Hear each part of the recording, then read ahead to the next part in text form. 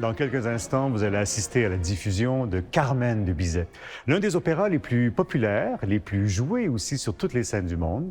Et on vous présente une production de l'Opéra de Montréal qui a été captée en 2019 dans une première mise en scène à l'opéra du réputé cinéaste Charles Binamé.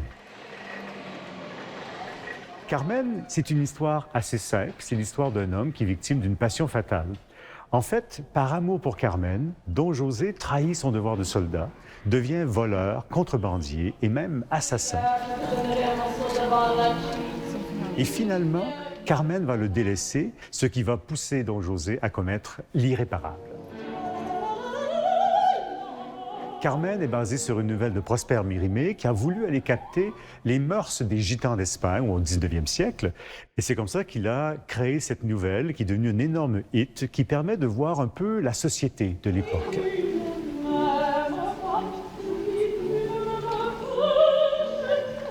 Cet opéra-là met en valeur, pour moi, dès le départ, un contraste, un rapport entre des possédants, des gens qui mènent le monde, et ceux qui n'ont rien.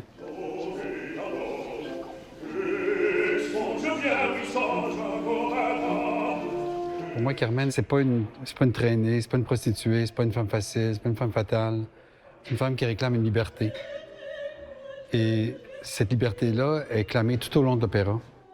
Carmen a été présentée en 1875 et ça a été un énorme scandale à l'époque parce que c'était la première fois qu'on voyait une femme véhiculer autant d'immoralité, une femme qui séduit tous les hommes qui se trouvent sur scène, presque.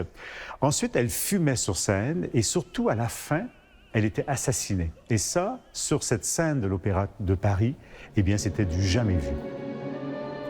On vous propose cet après-midi une super production de Carmen qui fait appel à près de 200 personnes, une dizaine de solistes, une dizaine de concepteurs, cinquantaine de musiciens, des choristes, des figurants, un chœur d'enfants, des techniciens aussi derrière, bref, à peu près 200 personnes qui travaillent pour vous donner le plus beau spectacle à grand déploiement de cet opéra le plus populaire de tous les opéras. Alors bon spectacle!